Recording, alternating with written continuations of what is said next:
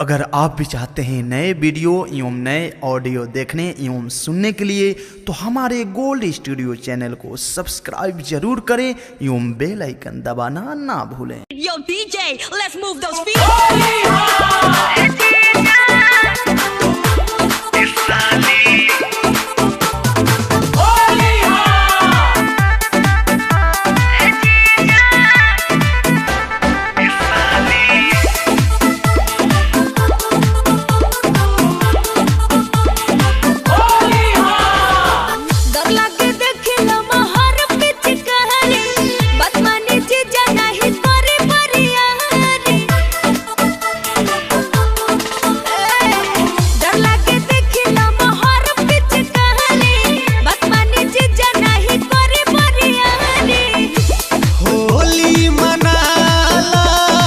अच्छा रंग लगावालो का मजा भेटाए लागी हो।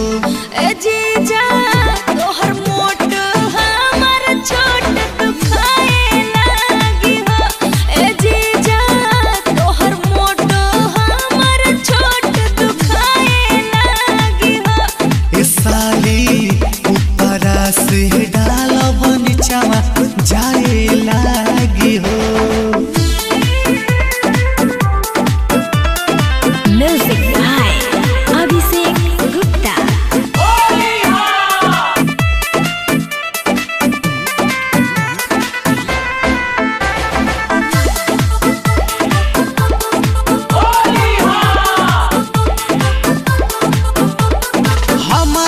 जदी रंग तू न डलवाईबू कबो न तुहरा से बोलबू।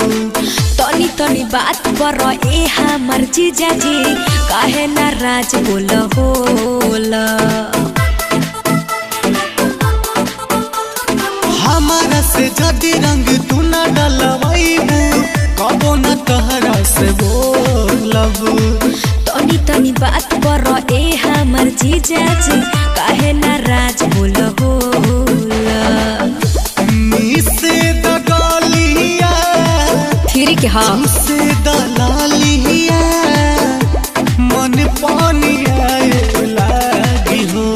ए जीजा तोहर मोट हमर छोट दुखाए लागी हो। ए जीजा तोहर मोट हमर छोट दुखाए लागी हो। ए साली ऊपरा से डालब नीचावा जाए लागी हो।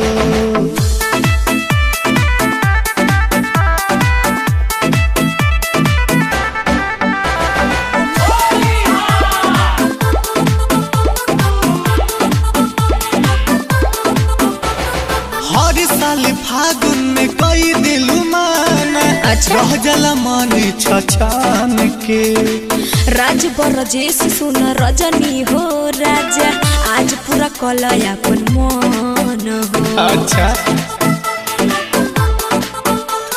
हर साल फागुन में कई दिलु माना रह जला मन छछान के।